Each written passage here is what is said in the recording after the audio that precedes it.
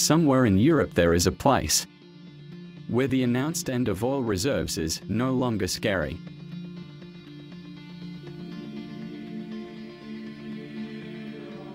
A place to produce energy without black gold is already a reality.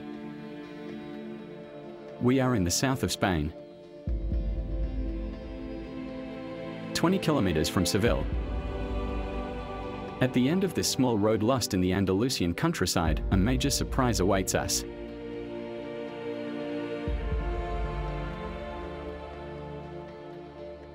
The place looks like a sci-fi setting.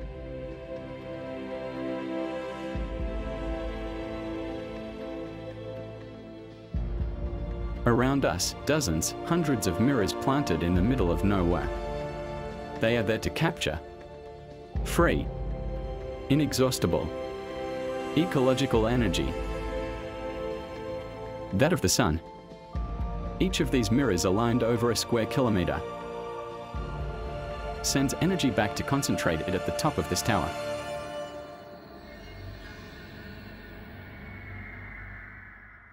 Hola. Hola. ¿Cómo estás? ¿Qué pasa? Es muy calor. Hace calor, hace calor. It's hot. Valerio Fernandez is the engineer who designed this entire installation. Here he produces electricity without a drop of oil. Walk around. Doesn't it look like a sort of like science fiction field? Yes, maybe it looks like, but it is very real. We have been generating electricity in this power plant for 4 years now. The whole process happens at the top of the tower. The rays returned by the mirrors are concentrated in a sort of giant oven. It's hellishly hot, 500 degrees.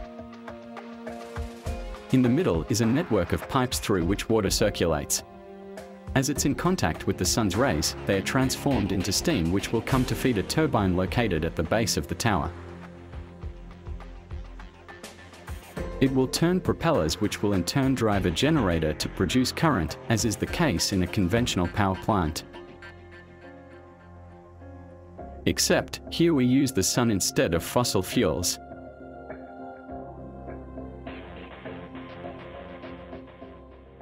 Why do you think it is so important to have that kind of alternative? Many reasons. One of them is that oil is going to be finished one day. So we have to think in some other ways to get energy from our renewable energy sources, because if we go ahead consuming the not renewable energy sources, we are going to have a problem in the future if we haven't worked at this moment. And the sun is one of the answers? For sure. All right. This electricity produced with the sun's rays is then injected into the network and sent to the capital of Andalusia.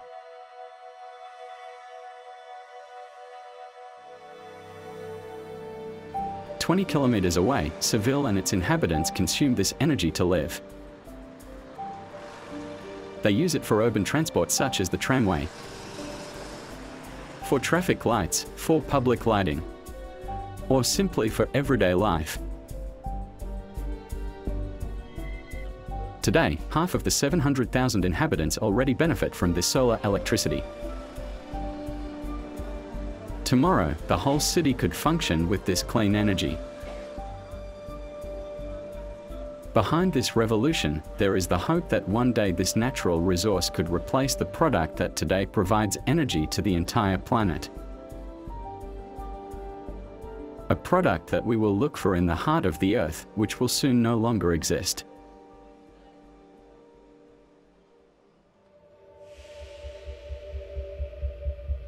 It's brown, it's slimy. It took 100 million years to form. It is called black gold. Oil and the engine of our modern world. With it, the automobile, aviation, and all kinds of ever faster transport developed. In the four corners.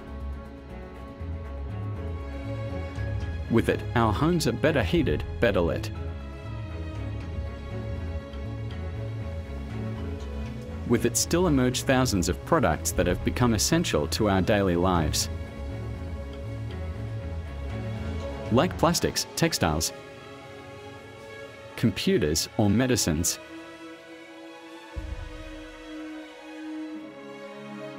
For 150 years, we have been living in the age of oil. Every day, we consume 14 billion liters of it. It has become a fundamental issue for humanity. El petróleo es cada vez más escaso, por lo tanto es caro, su precio va subiendo permanentemente y es uno de los que está contribuyendo, un elemento que contribuye al calentamiento global. This is why we have traveled to the four corners of the world to understand how our dependence on oil now forces us to seek it even further, to dig deeper and deeper. They're drilling the well. They'll drill 2 miles down. This thirst for oil is not without risks for nature. It causes gigantic oil spills, emissions of polluting gases, a threat to our environment and to our lives. There's about 80 plus wells that are going to be right along the lake. I'm worried about the contamination of the water from the oil and gas development. This frantic quest also has another consequence. Almost everywhere on the planet, deposits are running out. In 15 years, we will start to run out of oil. We have sought to find out what alternatives exist today. What ecological solutions are in place to succeed in moving around, in heating, in lighting, in short, in living without oil. So convenient for us to recycle all our stuff, find new ways of. A journey that has taken us to where some have found the materials and technologies of tomorrow that will one day make it possible to completely do without black gold. En esta agua hay baterías del coche, de la mañana. Teóricamente sí, del auto.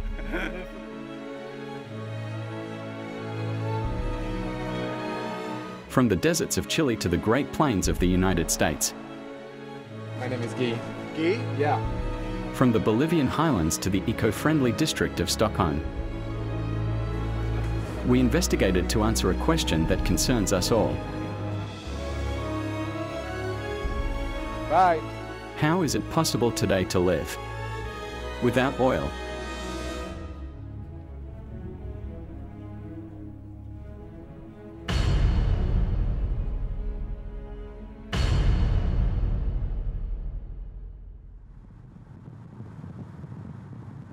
Our oil investigation begins less than an hour away from Paris,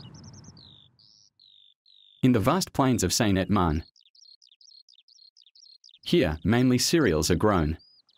What interests Emmanuel Mousset has nothing to do with agriculture.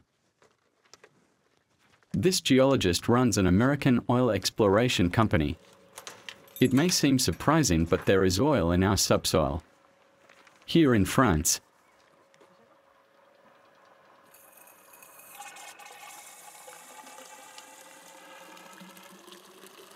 Alors, vous voyez que là on a une couleur un peu brune, donc ça c'est un mélange d'eau et de pétrole. Voilà, donc on voit le pétrole qui surnage, c'est un pétrole de bonne qualité. Hein. Oil of good quality and easily accessible. We have very little of this oil in France, barely 1% of our annual needs. The rest, all the rest, we buy abroad. It comes mainly from deposits in the Middle East, the world's leading supplier. A huge bill that continues to flame up. Petrol prices have become an obsession for most French people when it comes to filling up. Dans ma voiture, avant, je mettais 45 € d'essence, maintenant j'en mets 55. Ça fait 10 € encore en plus d'écart en 6 mois de temps. Notre pouvoir d'achat, il ne cesse de baisser, donc on se demande si un jour on pourra continuer à rouler. 50 € per litre on average is almost twice as expensive as 10 years ago. The trend is only rising and is not about to stop, as announced recently by the head of Total. Il n'y va pas par 4 chemins, le patron de Total. Ce matin, l'essence à 2 € le litre. On y va tout droit, ça ne fait aucun doute. La vraie question, c'est quand ? €2 per litre. To limit this increase in prices, there may be a solution: discover new deposits here in France. This is precisely what some oil companies think they have found here under the fields of Seine-et-Marne. Another gigantic deposit, much deeper than the current one, has been exploited. An enormous reservoir that makes Emmanuel Mousset dreams. On peut penser qu'il y a quelques milliards de barils, peut-être à récupérer sous nos pieds, dans le bassin de Paris, dans ces réservoirs-là. Incredible. Up to 100 billion barrels, according to experts, would thus lie in the basements of the island of France. A new kind of oil that must be sought much further, below the surface. Oil that we did not know how to exploit until now, since it is contained in a very hard rock, shale. It is a rock that contains oil and gas. It's called shale oil and gas. There could be considerable quantities in the four corners of the planet. In Europe, for example, they are found particularly in Germany, in Poland, in Romania, in Hungary. In France alone, this new shale oil alone could make it possible to multiply our annual production by 10. Against all expectations, these new energy sources are causing controversy around the world.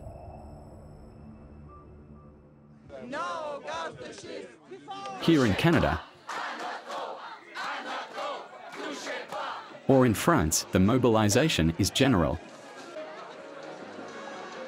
Elected officials and residents denounce an environmental risk. What provoked this outcry was a spectacular American documentary.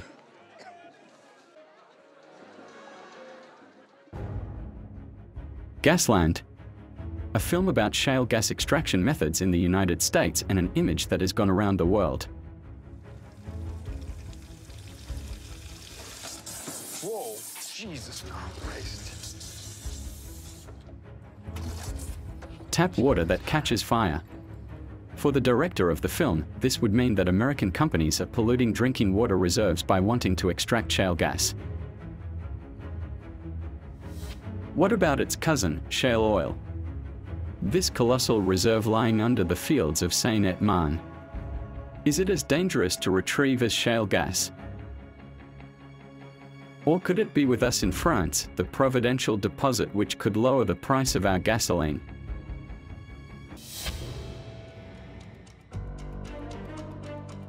We are heading to a place that holds the answers to all these questions. The state of North Dakota in the United States.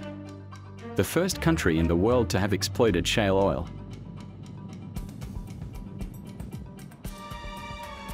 North Dakota is huge, in the size of 1/3 of France. Agricultural fields as far as the eye can see is dedicated to cereal crops. You could imagine yourself in the landscapes of Seine-et-Marne. We discover the difference as we arrive in the capital of the state. In Bismarck, a city that resembles the towns of deep America. In recent years, North Dakota has been experiencing a revolution. This very poor state has become one of the richest in America. Because in the fields, that's what grows.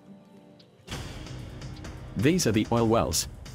3 new ones appear in the landscape every day. You can see them all over North Dakota.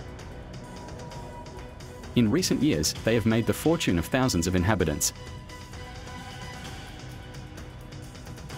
Among them, Larry Lee State, a former teacher.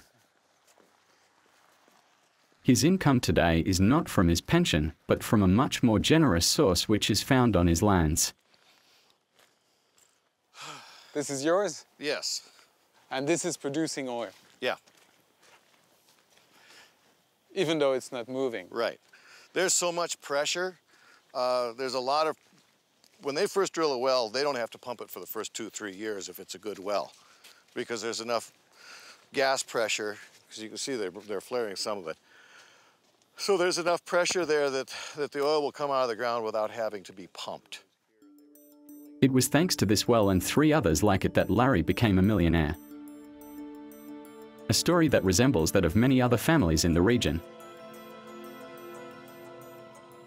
In Stanley, a small town of 5,000 inhabitants, several dozen have rented their land to drilling companies. Here, it hasn't really changed the life of these new oil fortunes.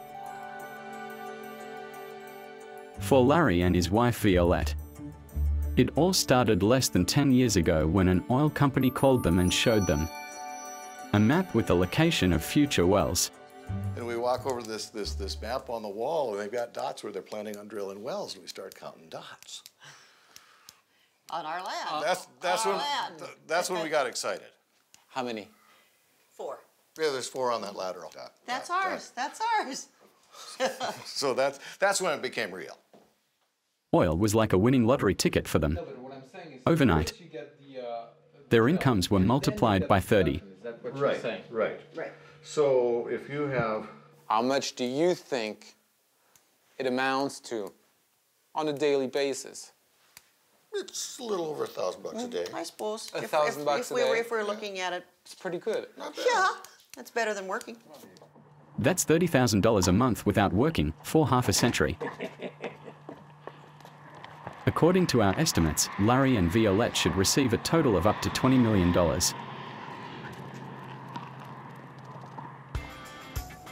Shale oil is turning an entire region upside down.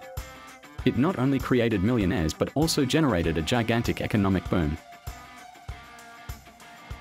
North Dakota is now the US state where unemployment no longer exists. Workers come from all over the country.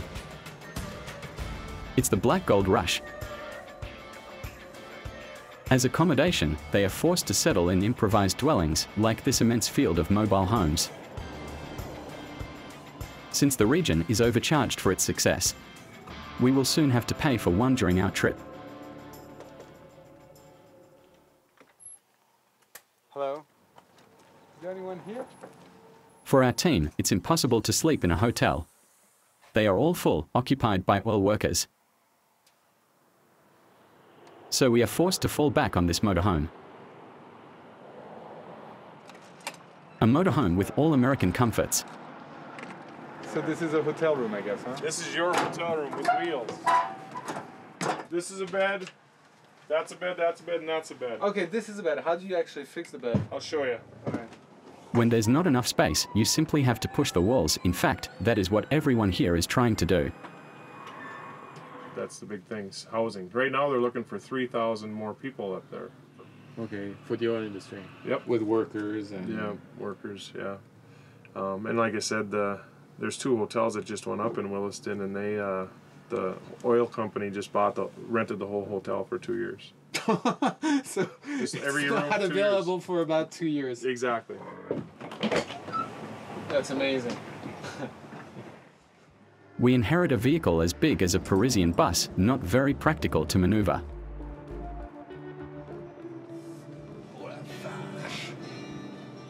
C'est énorme. Full hotels, jobs for everyone, new millionaires. This is what strikes us here. A situation that we also could dream of in France with our new deposits. Behind this ideal picture, we want to understand under what conditions shale oil is exploited here, whether there is any impact on the environment. Craig Lawson is one of the pioneers of this industry. At 53, he is one of Dakota's biggest black gold producers. He has 100 wells. Today it's a crucial stage, drilling. It turns the pipe, whereas it used to be that this turned. Now this pipe actually turns the pipe. To extract this shale oil, it is impossible to use the same drilling methods as for conventional oil. Here's how it goes. For a classic deposit like in the Middle East, it suffices to dig vertically for a few hundred meters to reach the layers of rock that contain the oil. It will then be pumped to the surface. Here, Craig Lawson's teams must use a completely different technique, a more complicated technique, one that's much more risky for the environment. To date, this is the only mastered method for retrieving shale oil like the one we have in France. First, you have to drill vertically, much deeper, at 3,000 meters, then horizontally over several kilometers in length. Then, a liquid is injected and sent into the well at very high pressure. The objective is to crack this very compact rock over several hundred meters under to release the millions of drops of oil that are stuck there. This is called hydraulic fracturing.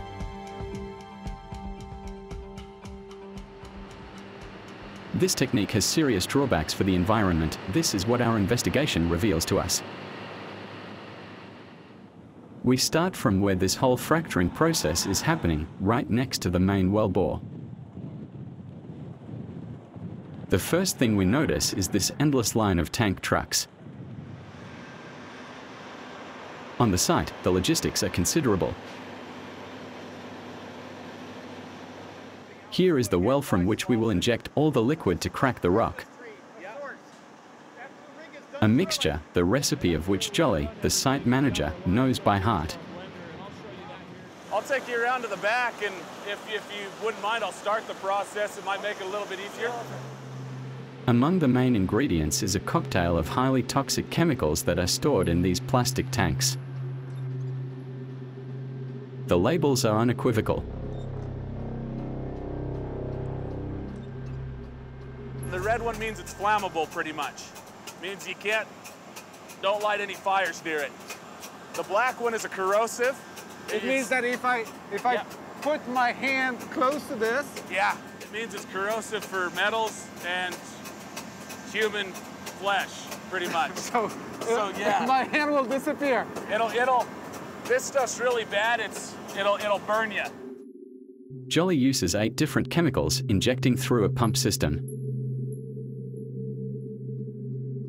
The main component of the cocktail is stored in these yellow tanks. It is water. The problem is that it takes astronomical amounts of water for the operation to work. It's in this truck transformed into a high-tech headquarters that we are going to find out.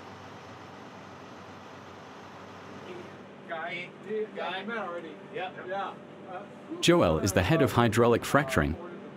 Together with the engineers, they monitor water consumption. To evaluate it, it is necessary to take out the calculator since even the chef gets lost in these disproportionate figures. 700 truckloads plus 50,000 barrels times 42, or no, just 2 barrels. 50,000, no, let's do 55. Do 55,000, 2.3 million gallons of water for this well. 2.3 million gallons of water. Yeah. So yeah, that's, what is that, 8 million liters? That's the equivalent of 3 Olympic pools for a single well. There are 2,600 boreholes like this one in the region. The numbers of fracking and the demand that is growing and growing, inevitably, there will be shortage of water. I mean, if we do the math, the simple math. It's really not that much water. When you think about it, I mean, it is a lot of water. He's not in the oil field. It's 10 million liters of water. Yes. There is no point to be worried at all. What are jets going to run on? They can't run on coal. What's your take? Jets can't run on coal. Keep drilling. You got to drill wells. You got to drill to find the oil until we found a good substitute. 8 million liters of water, 100,000 liters of chemicals from hydraulic fracturing. So this is the first impact of this technique on the environment. If we wanted to extract shale oil in France, we would have to use this method. Our investigation into this technique will lead us from surprise to surprise on the damage it causes. After fracturing, 80% of the injected cocktail rises from the well. It's a highly toxic liquid that we don't know what to do with. Companies store it for a few months in these retention basins. From the sky, that's what it looks like. There could be 6 new polluted water basins created every day. They are supposed to be waterproof, but we can see that some have leaks. Here, toxic waters pollute the soil a few meters from an agricultural field. What's worse, the birds that land on these basins have little chance of survival. Oil residues weigh down their wings, preventing them from taking off. They are going to drown. If you listen to industrialists like Craig Lawson, these reservoirs would not be a problem. You can see that they've lined it with a very thick, thick mill plastic liner, so it's not going to seep into the earth. Okay. And so it's safe as it sits. Okay. They've also put the flags here to protect from birds flying in, just to scare them off. And in the meantime, do you think that there could be some emanation of chemicals and stuff like that? Or? No, because if you do, remember you're evaporating water and leaving chemicals concentrated. But So- chemicals could not evaporate with water? No, I don't think so. So for Craig Lawson, there is no problem. If tomorrow shale oil were to be extracted in France, what risks could the neighboring inhabitants of these exploitations run? In Dakota, some who live near oil wells have a strong opinion on the issue.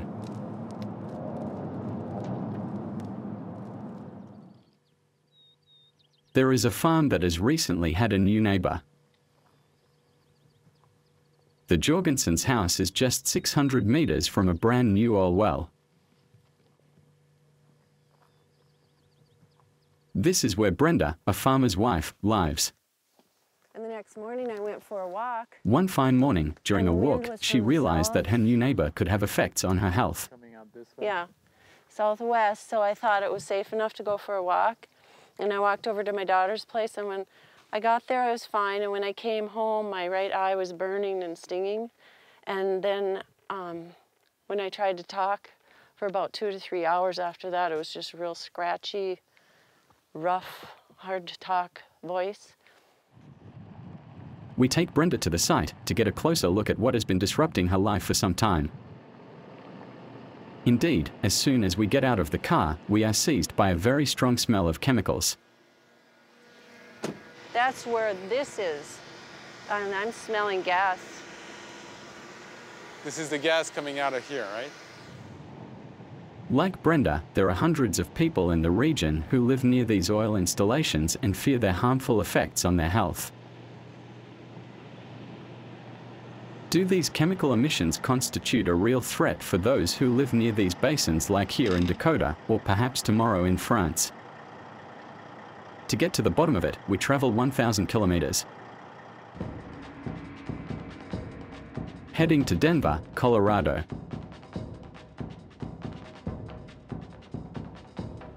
Our meeting is at the University of Colorado School of Medicine.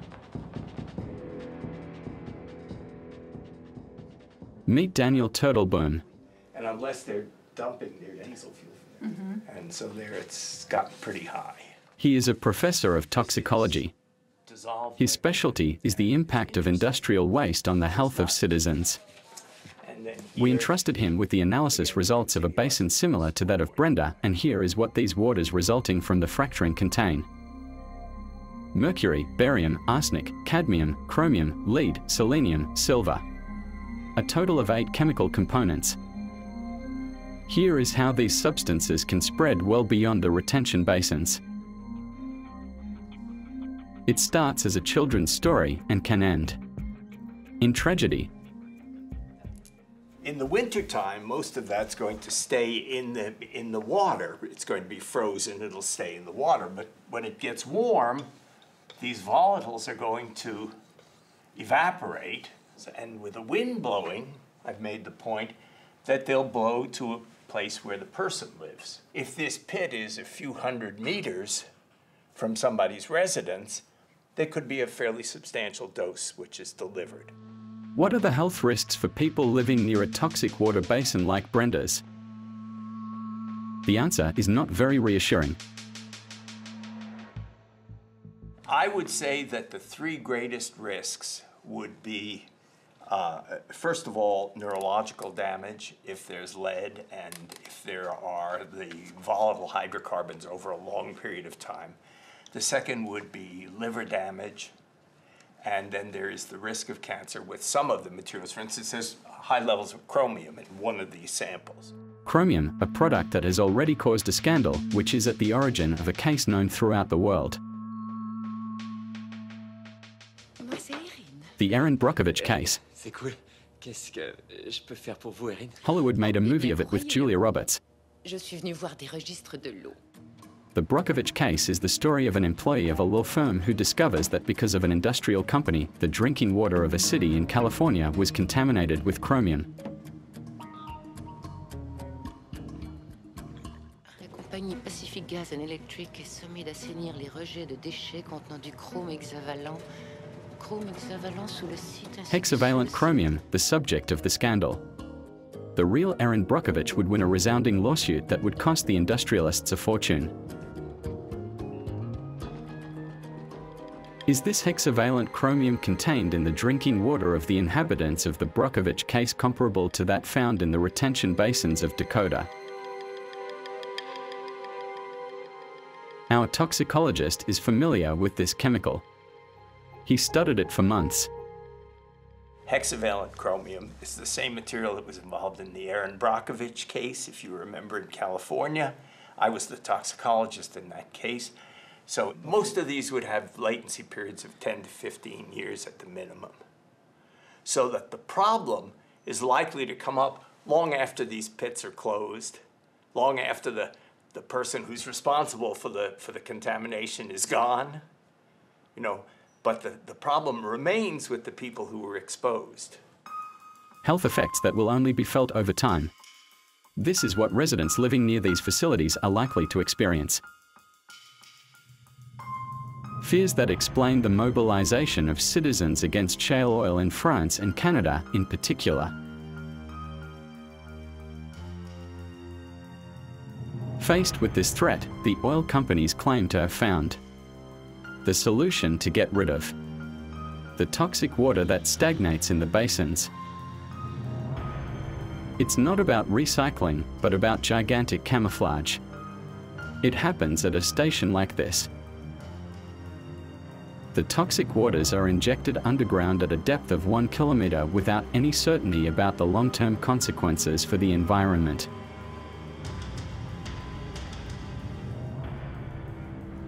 Faced with the ecological risks generated by this industry, what are the authorities doing? For answers, we go to the local Ministry of Industry, the North Dakota Oil and Gas Supervisory Board. Hi, how do you want to approach this? You are Guy Lagache. Lean Elms is the state's Mr. Oil. He is the one who oversees all oil activity. There are already 2,600 wells in North Dakota, a number which should be multiplied by 10 within 10 years. That's the way we like it. That's the way you like it. One thing is certain, such a development will have a very significant ecological impact. In this regard, what this senior official of an American state will say in front of our cameras is the least astonishing. There will always be human error and accidents that occur. At that point, you know, you have to try to minimize the environmental impact, but our job is to look at best available technologies to prevent, to the extent possible, accidents and human errors. So what you're saying is basically, I mean, the cost, obviously, of such a development is ultimately some impact on the environment. Yes. Right. That you cannot prevent. Right. Yep. You cannot totally prevent it. You can minimize it. Inevitably, if you put 26,000 well locations on the landscape, you are going to temporarily disrupt the environment. Is it worth it? At best. And I believe it is. This senior official admits it himself. Despite the damage to the environment, shale oil is far too vital for the United States to go on without it. In France, under the pressure of public opinion, the government has decided to ban hydraulic fracturing for shale oil and gas. To date, it is the only country in the world that has taken such a decision. everywhere else on the planet, this thirst for new oil pushes us to always seek further. Now, offshore wells are being dug more than 3 kilometers deep, at the risk of causing major ecological disasters, as was the case in the Gulf of Mexico in 2010. The landscapes are disrupted to extract the oil mixed with the soil of Canada. To get there, you have to raze thousands of hectares of forest and ravage entire regions. If the world is ready to accept all these ecological consequences, this is because the demand for black gold is constantly increasing. China, India, Brazil. The middle classes of the major emerging countries want to consume as much oil as we do. From east to west, to drive, to sail, to fly, to build. We all consume it in the same way, without moderation, as if it were an inexhaustible resource. What's worse? We're wasting it. To find out, we have an appointment at the end of this small Alsatian road in the small village of Sassenheim. This is the house where Raphael and his family live. 9 years ago, he bought this large house of 160 square meters. Like many individual houses, Raphael's is heated with fuel oil, a petroleum derivative. Ah, cette cuve, c'est ma misère. Il faut que je la remplisse tous les ans. Il y a du fuel pour chauffer ma maison. On l'a remplie en automne et on a consommé, on en a là. J'espère que ça va encore me suffire pour faire l'eau chaude de l'été. In 6 months, he has already consumed more than half, a bill of €1,600 per year for 2,000 liters of fuel oil. On est là. Raphael is determined to lower the grade. For this, he called on Christophe Bone, an insulation specialist. Ça va et vous? The expert starts by taking a tour of the house equipped with a thermal camera that detects cold zones. For example, on the double glazing in the kitchen. Ah ouais, c'est tout bleu là. On voit donc bien les. En haut, hein. Voilà, donc c'est vraiment de l'air froid qui rentre par la fenêtre. Cold air infiltration around the windows cools the entire house. To make up for it, you have to consume more fuel. Even more worrisome are hot air leaks through the walls, as they are supposed to be perfectly watertight. Again, the expert will give Raphael an astonishing demonstration. It's the blower door test. The technician installs a powerful fan in the place of the front door. It is used to expel air to the outside.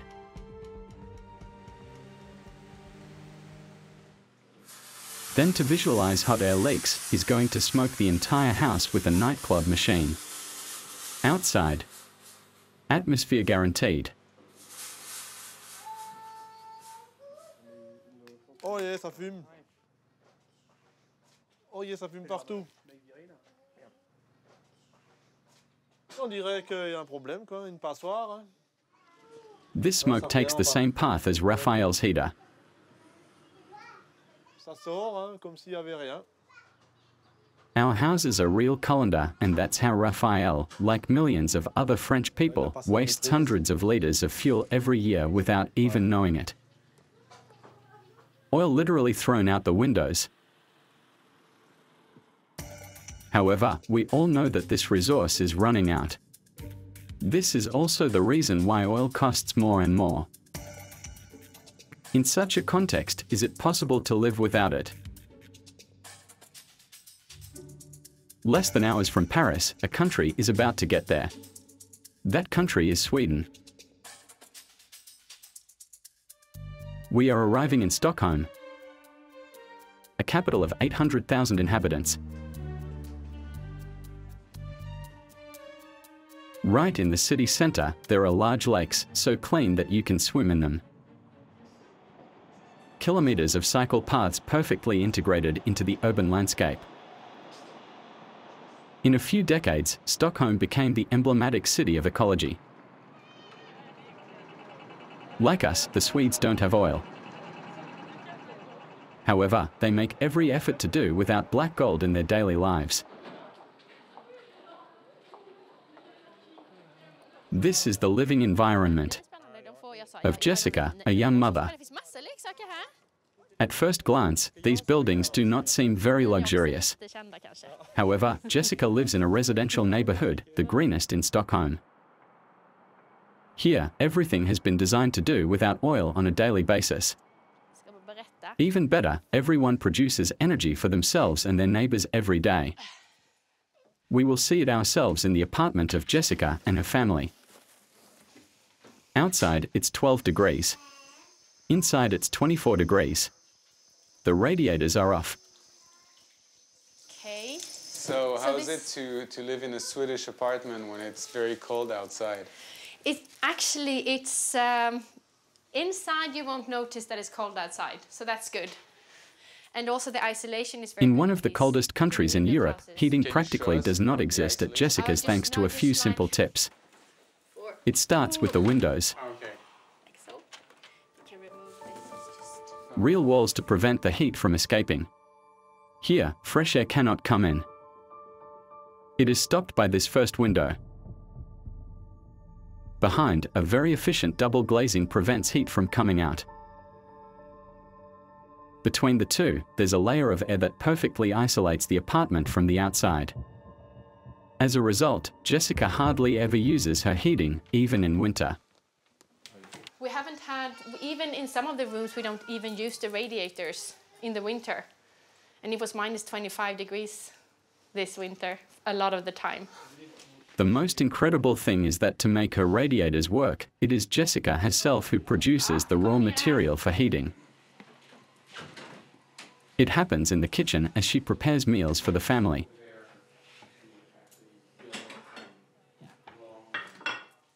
Under her sink there are garbage cans. They seem ordinary, but for her, they are very precious. And, you know, anything that, and also, and this is the, you know, waste. This is like diapers. Apparently I had an ice cream yesterday. This bin in this pink plastic bag contains everything that is not recyclable, a priori useless waste. However, the Swedes succeeded in transforming them into a source of energy. To understand it, you have to follow Jessica to the base of her building. In this neighborhood, each building is equipped with these strange hatches in the form of a safe. This is where locals come to drop off their garbage. There is a hatch for each type of waste. There, for example, it is for organic waste that will be used as compost. This is to deposit the waste with which we will produce energy that replaces oil. And then this is just the normal. What is this? This is just a normal, you know, what you can't, that the diapers, like diapers and non-recyclable. Yeah. And this just say that. Jessica has just sent her garbage can into a gigantic underground network of garbage collection pipes. The waste passes through a storage tank. It is then sucked up by a truck located on the other side of the district. Then, this truck will transport the garbage cans of Jessica and all the inhabitants on the outskirts of the city all the way to this factory. From there, the 800 tons of garbage collected every day in the capital end up here where they will be transformed into energy. Nils, the waste manager at Stockholm City Hall, ensures that this is what is happening. 24 hours a day, a giant metal gripper grabs the waste and deposits it in a huge incinerator. An installation that Nils is very proud of. And inside here is a temperature around 900 to 1,000 degrees. Like 1,000 degrees, yeah. The heat produced by this giant oven is then used to heat water contained in these big pipes. As it leaves the factory, it reaches 100 degrees. It is this water that is sent all over the city. It arrives in the base of buildings in boiler rooms like these.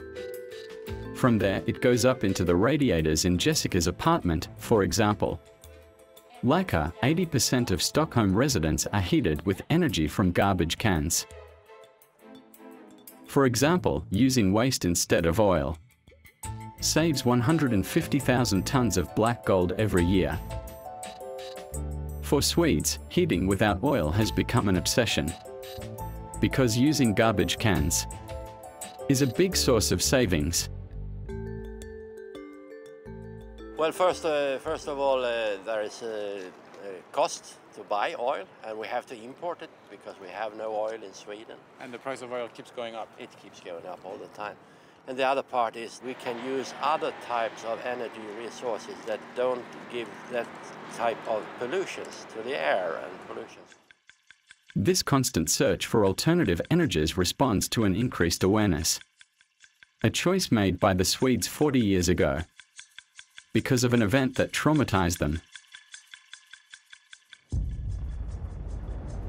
In 1973, in the Middle East, there was a thunderclap. Major oil-producing countries decided to suddenly raise crude prices. In 3 months, the price of a barrel was multiplied by 5. This was the beginning of the first oil shock. It impacted all Western countries, but only the Swedes decided to do everything possible to do without oil as much as possible. From then on, they would develop massive alternative energies. Well, it was difficult to get oil due to the oil crisis, and it was expensive to get oil, and we didn't want to import it. Some small catastrophe sometimes helps the system to go more rapid. In Sweden, 45% of the population currently uses waste to heat their homes. In France, this system also exists, but it currently concerns only 2% of French people. To do without oil on a daily basis, there is another area where Sweden goes much further than France, and that is transport. To power cars, an unimaginable source of energy has recently appeared in the country. To find this energy, you don't need to dig deep. It is the inhabitants themselves who make it naturally. This revolutionary process has its source in a very banal daily ritual. When Jessica's little girl takes her bath, she has no idea that she will be of service to thousands of Swedes. Because in this water, there is an unsuspected energy.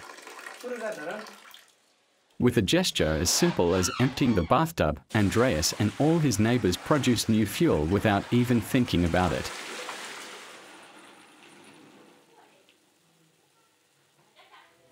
As in France, wastewater first takes its way to the sewers. They are channeled all the way under this hill. In an underground factory that looks like an anti-atomic shelter. 42 kilometers of galleries that engineer Lars Malu knows like the back of his hand. But it's this way? Yes. It's enormous. It is in this tunnel where all the raw material that will be used to manufacture fuel ends up. Strangely, we do not smell bad odors. However, this water has an inglorious origin.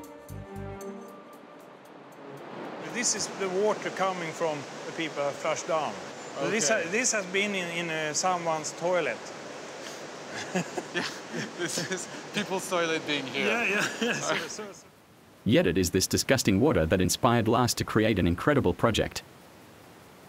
25 years ago, he had the idea of using this repulsive organic material that nobody wanted because he discovered that it harbored a strong energetic power. It's interesting that you can see that a waste problem can be a resource that you can use. You can use it as an energy. To release this energy, the filthy toilet waters are going to be separated. This is the excrement that this engineer is going to use. Throughout Europe, this sludge is a headache that is very expensive to treat. Lars found a way to turn them into fuel. To do this, he sends them to large tanks buried in the rock. They are called digesters, giant stomachs heated to 37 degrees. In these digesters, there are millions of voracious microorganisms who love this sludge. It is going to serve them as food, and by digesting it, they release a precious gas, methane. It then becomes what is called biogas, a clean fuel.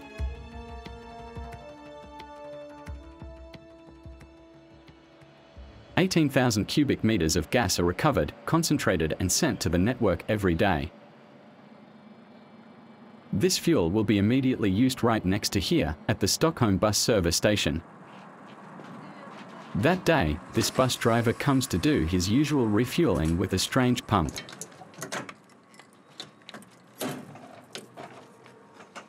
This fuel has only been in circulation for 7 years and already 10% of the city's buses run on biogas. Our wastewater thus offers a fuel that is potentially available in all the major cities of the world, even here in France. Whereas the biogas is getting your resources where you live, in Paris, for instance. So biogas is a local produce, and it's always, as long as people will go on the toilet, for example, and as long as we will eat, you have a control over this type of resource. It will be a long term. In Sweden, 30,000 vehicles already run on biogas. It must be said that all cars that run on oil are heavily taxed, up to 1,500 euros per year. For choosing a vehicle with green fuel, there is no tax. So what Olaf, a taxi driver for 45 years, decided to do was to swap his old diesel taxi for a biogas car. When it started off like 2 years ago, yes. What did you think? I was a little skeptic, but nowadays I think it's definitely the right way. Because of less pollution and yes, economical winning and everything like that. This taxi emits 20 times less polluting particles into the atmosphere. When it's time to fill up, there's more good news. Each litre pumped costs him 10% less than gasoline. As Olaf starts it. Can you show me? Comes on right here. There is no exhaust smoke. Because it comes out from here? Speed up. It's unbelievable. Yeah. So, it doesn't even smell garbage. In 20 years, Stockholm has succeeded in reducing its greenhouse gas emissions by 25%. It is the only European capital that has achieved such a result. It sets an example. Driving differently without fuel has become a priority. From New York to Moscow, from Rio to Bombay, all over the planet the number of cars is exploding. There are already more than 1 billion vehicles in circulation in the world. It is expected to double in 30 years. In Beijing alone, more than 2,000 cars are sold every day. At this rate, there is no doubt that black gold will soon no longer be enough to get everyone rolling. Faced with this unbridled consumption, we are seeking by all means for alternatives to oil. The production of biofuel with plants has been launched. Corn, sugarcane, beets and many other plants. The problem is that we need this land to produce our food and that the cultivable areas would, in any case, be insufficient to manufacture all the necessary fuel.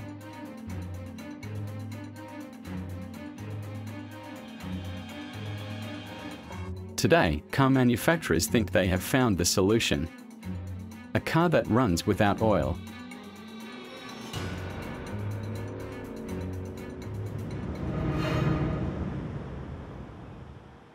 On the Côte d'Azur, the inhabitants of Nice can now use it. Philippe chose to drive in this new vehicle.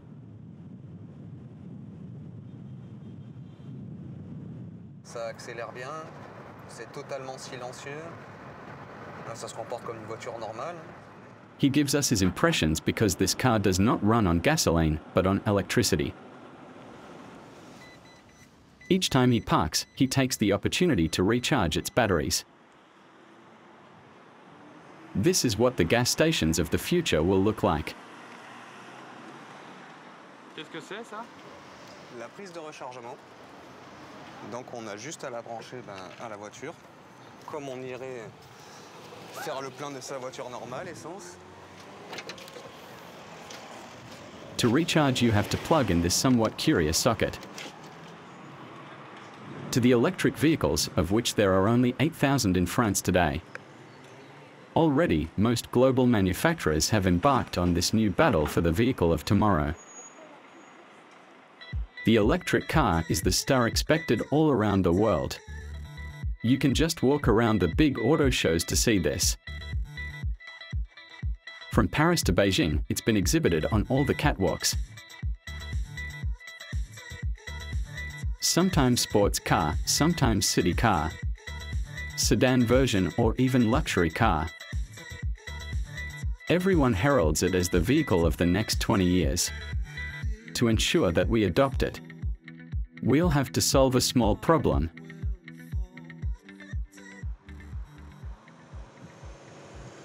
In this factory in northern France, a manufacturer launched the mass production of the first electric cars. On the chain, in appearance, there is no difference. What is changing is well hidden inside. It's this big 150-kilo block, the electric battery. It is what replaces the gas tank. It makes it possible to store electricity for driving. The challenge for manufacturers is to have a battery capable of storing as much energy as possible to drive as long as possible. To do this, it is necessary to use an indispensable natural resource. Without it, the future of the electric car is in jeopardy. This raw material is lithium, an ultralight metal that floats on water, a very soft metal that can be cut like butter. To drive an electric car, you need a lot of it, an average of 15 kilos per battery. This is why this metal will become so strategic. The problem is that this material is far from being easily accessible. Extracting it from Earth is not without consequences for our environment. This is what we are going to discover during our investigation. We go where lithium is coveted by manufacturers from all over the world. In Latin America, straddling 3 countries, Chile, Argentina, and Bolivia, in an area called the Lithium Triangle. 80% of the purest ore, the one used for our cars, is concentrated in this area. An El Dorado where our energy of tomorrow is at stake.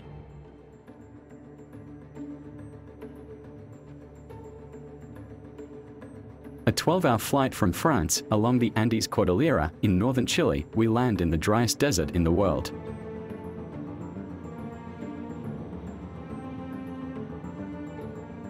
The Atacama Desert. It's like being on another planet. At an altitude of 2,500 meters in a territory of all extremes. Temperature -5 degrees at night and +30 degrees during the day.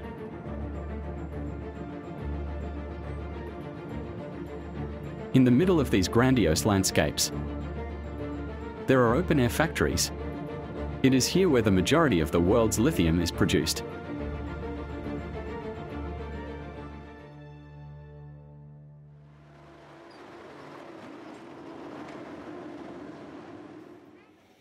If we have come to this region at the end of the world, it is because we want to understand the conditions under which this lithium is extracted.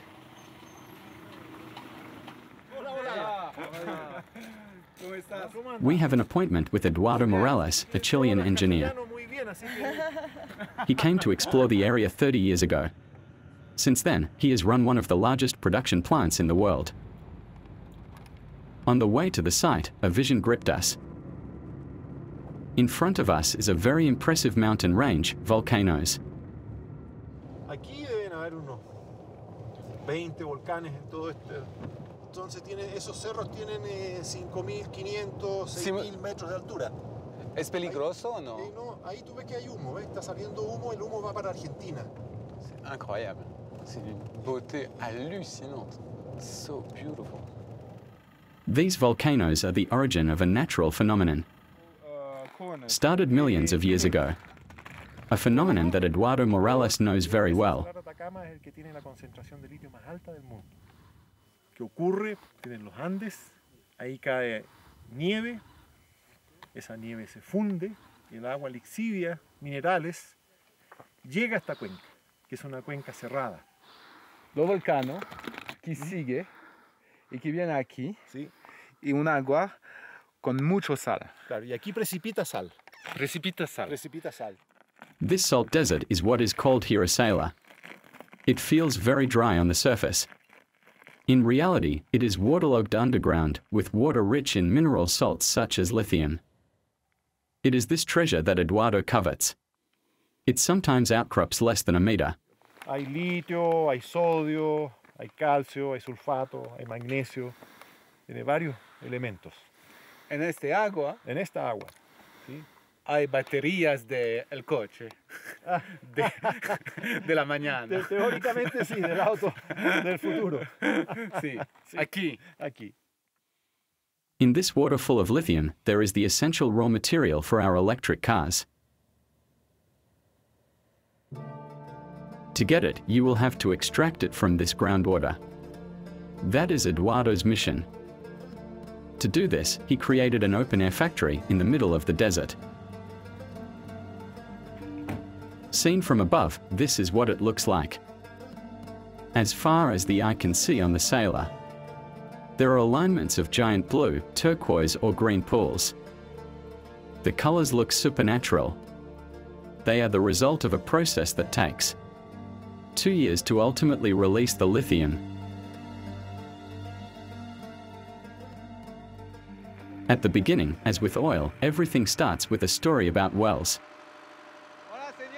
Protected from the sun by a hood, Pablo takes care of it.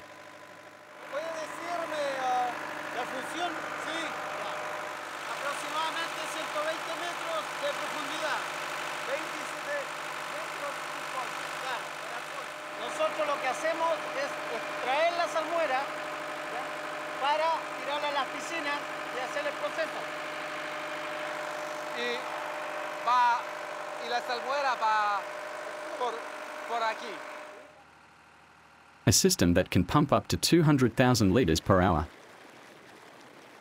which is enough to fill a giant pool.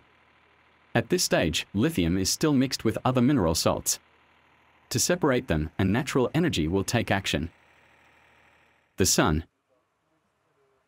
It evaporates the water little by little to keep only the salts.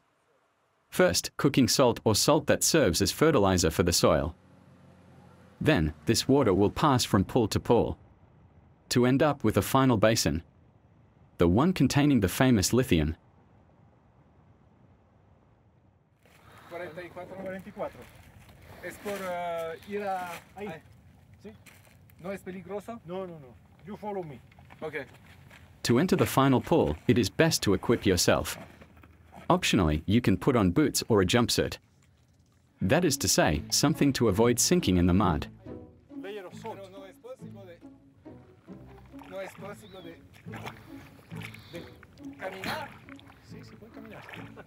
The lithium is still mixed with magnesium, which gives it this fluorescent green color and a somewhat special consistency. Es viscosa. Es viscosa. Es como aceite. At the end of all this journey, however, lithium is not yet pure, but it's already very valuable. La demanda por esta agua, por esto, ¿sí? es una demanda que va creciendo. Va creciendo. Por las baterías de ion de litio y por los autos eléctricos. So, you were lucky. Podríamos decir que sí, porque nosotros estábamos en el lugar preciso. El petróleo. Over the next 5 years, Eduardo even plans to double lithium production to obtain the material that will equip our cars. This concentrate will have to be shipped in tank trucks to be processed elsewhere. Here, an essential resource is missing: fresh water. It's in this factory 300 kilometers away we will transform lithium into a substance that must be washed with water. Millions of liters of fresh water.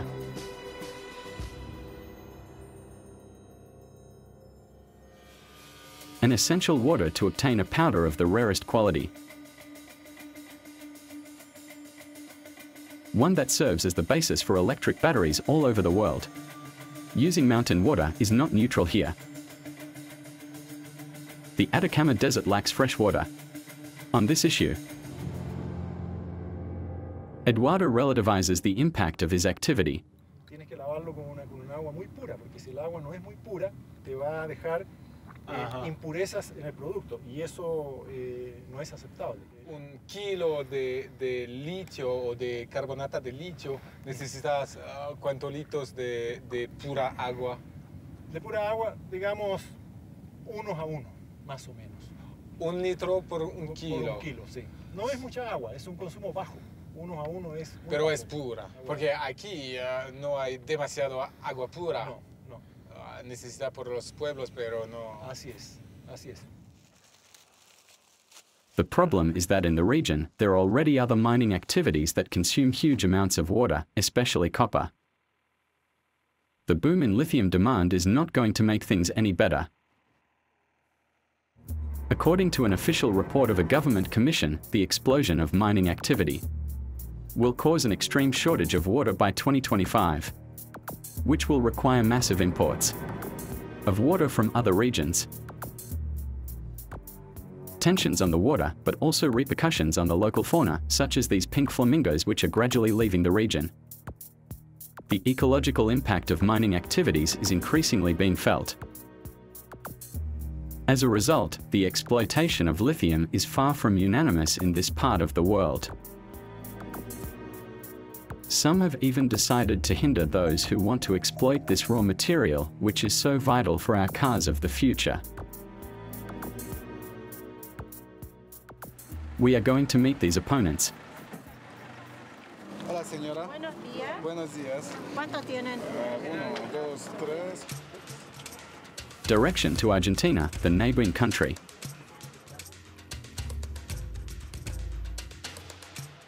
Seven-hour bus ride through the Andes Cordillera, 4,000 meters above sea level.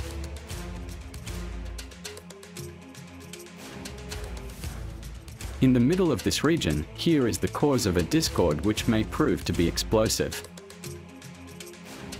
The Salinas Grande region in the north of the country. Here, there are sailor gorged with lithium which are the stake of a real battle. A conflict that combines economic interests and major ecological issues. In 2010, the Argentine state granted exploration permits to companies, some of which are associated with car manufacturers like Toyota or Valor. On Salinas Grande, a huge and isolated territory, most of the 5,000 inhabitants scattered around do not agree at all. The local bus drops us off a few kilometers from the sailor.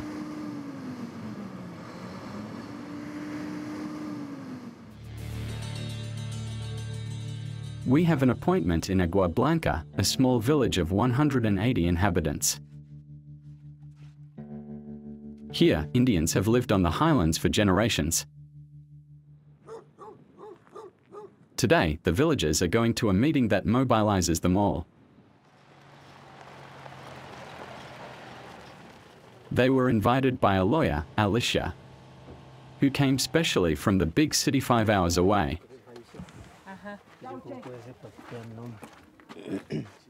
Tiene que hacer un sucesorio. Sí. To defend their interests against lithium, the lawyer wants to gather as many Indians as possible. According to her, the more numerous they are, the more weight they will have in their fight. Digamos, hay que afirmarse en los derechos históricos que ustedes tienen de toda la historia que han contado. Mañana viene una minera y le dice, hagamos un estudio del territorio. La respuesta es no. A minority of Indians against companies and the Argentine state. A priori, the fight is already lost. However, we will have to reckon with them.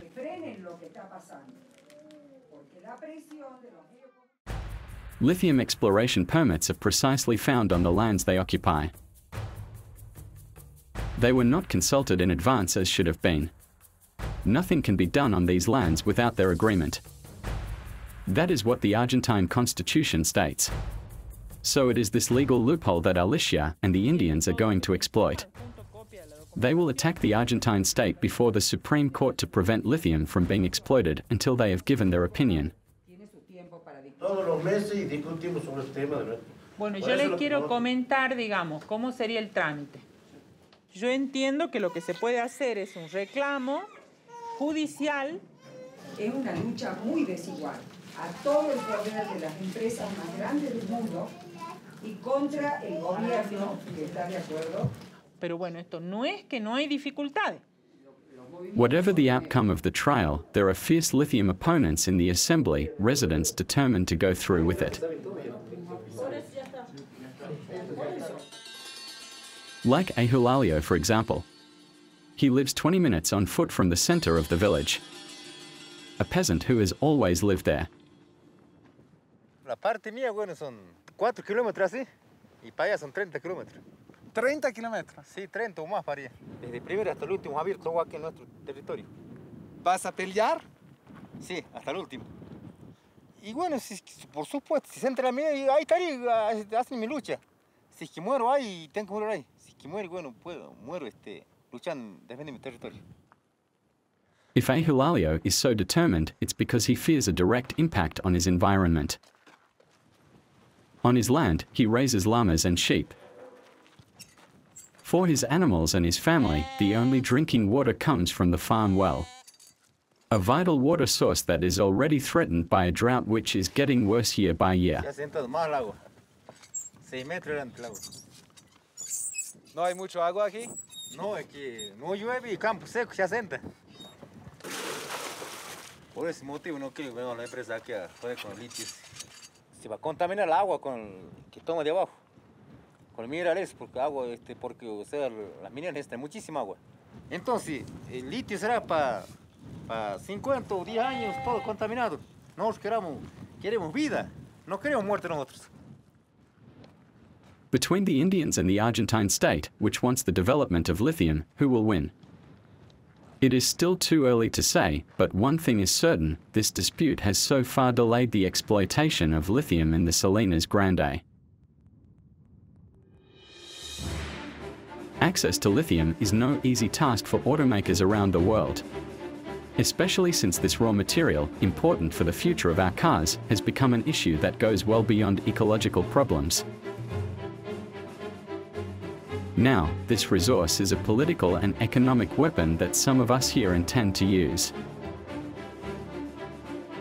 500 kilometers to the north, we reach the Bolivian border. The first image that strikes us is a column of human ants. Hundreds of people coming and going, carrying packages on their backs. The signs of a resourceful and survival economy. It must be said that Bolivia is a unique country on the continent. You can see it at customs. We find ourselves in one of the last states to claim Marxist and anti-capitalist revolution. It is headed by a former trade unionist, President Evo Morales. Gracias. In the streets, a harsh reality is felt everywhere. Bolivia is the poorest country in the American continent. Nearly 1 inhabitant out of 2 earns less than €2 per day. However, very close to here, there is a prodigious wealth.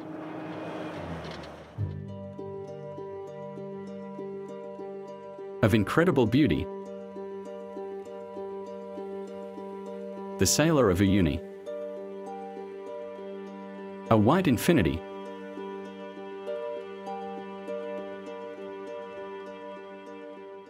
the relief is lost on the horizon, impossible to see its limits. This desert of pure white salt is the largest in the world. With 100 kilometers to 150 kilometers, it is the size of Ile-de-France.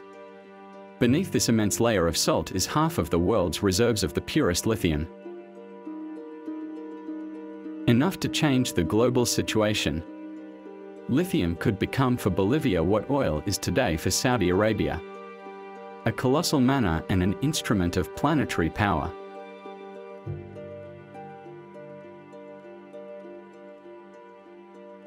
Currently, this deposit is not exploited yet. Yet the whole world covets it. Chinese, Japanese, Koreans, or even French groups from all countries want to access it. So far, none have had a concession because everything depends on a decision to be made at the highest level of the state.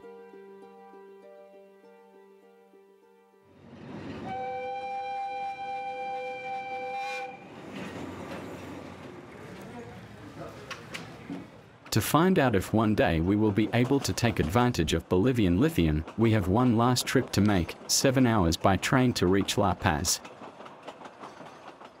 2 million inhabitants crammed between 3,500 and 4,000 meters above sea level.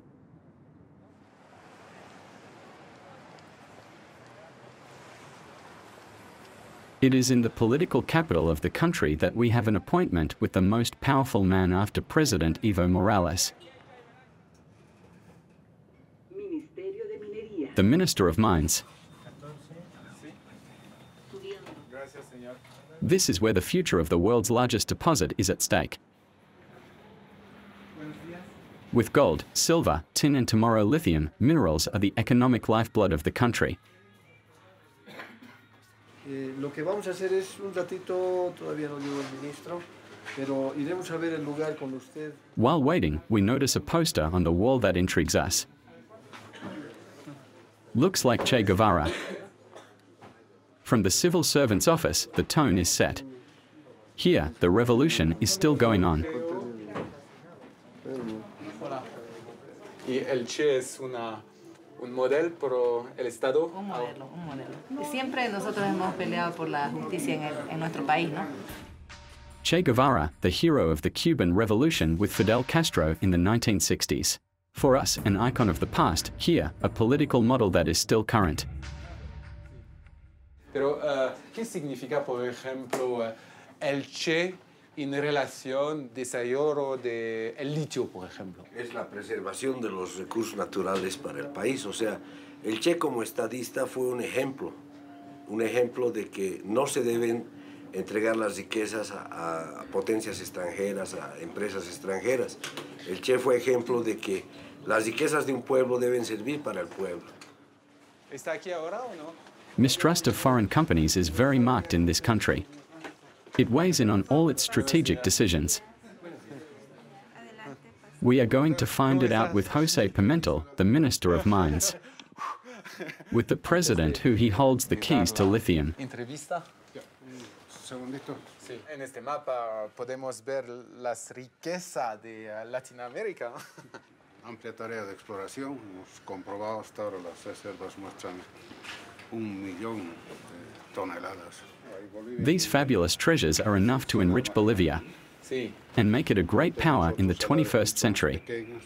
The minister is concerned that foreign companies will abuse it, as was the case here in the past. Mitayos, campesinos, indígenas muertos en los socavones. Es lo que nos ha dejado la explotación imperialista en nuestro país. Son las venas sangrantes de nuestro continente. A collective trauma for Bolivians that goes back a long way. In 1538, the conquistadors invaded their country and seized the silver mines of Bolivia. For 300 years, they enslaved Indians. The toll of this invasion was 8 million deaths. Today, Bolivians still have not forgotten it, and since then, the fear of foreigners remains strong.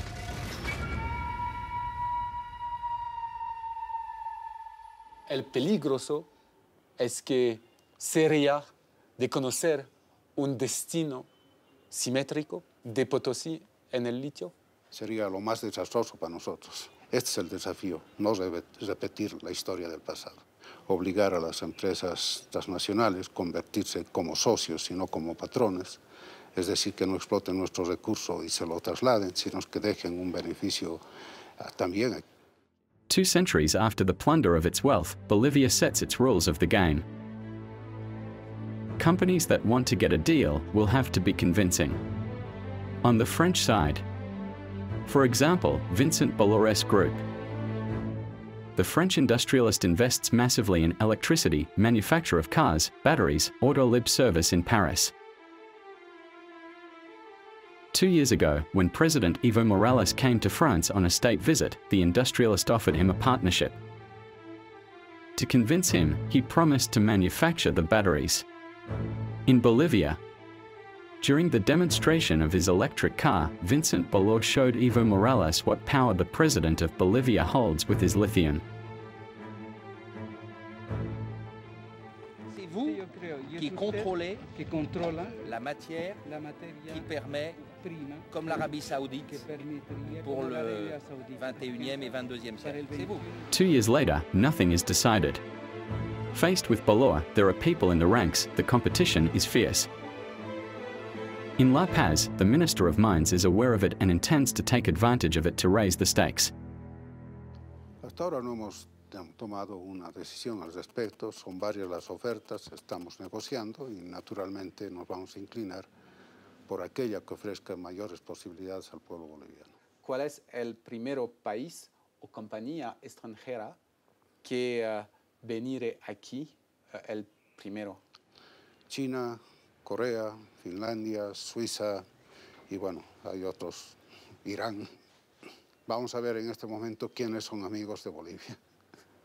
Gracias. Muchas gracias. Nothing is certain for all those who dream to rapidly exploit Bolivian lithium. Vamos. If the big car manufacturers accept these conditions, the countries of Latin America will perhaps be this El Dorado which will allow us to drive without oil in the 21st century.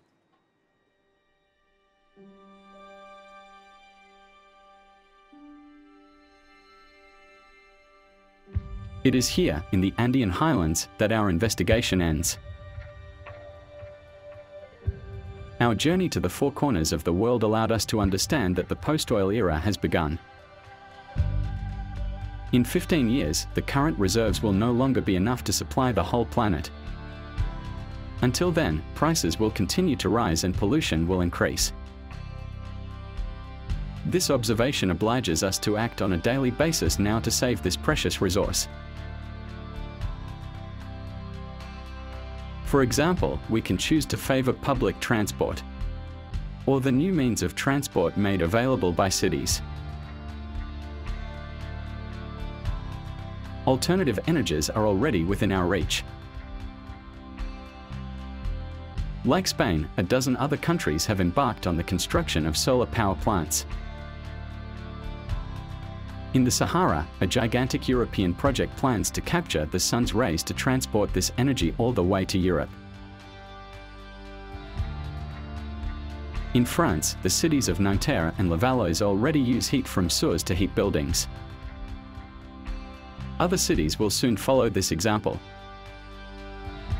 To carry us, new inventions could soon revolutionize our daily lives, such as the hydrogen car which only emits water and emits no pollutants.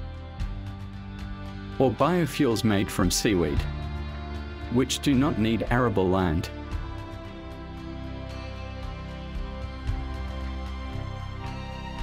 In a century and a half, oil has changed the world.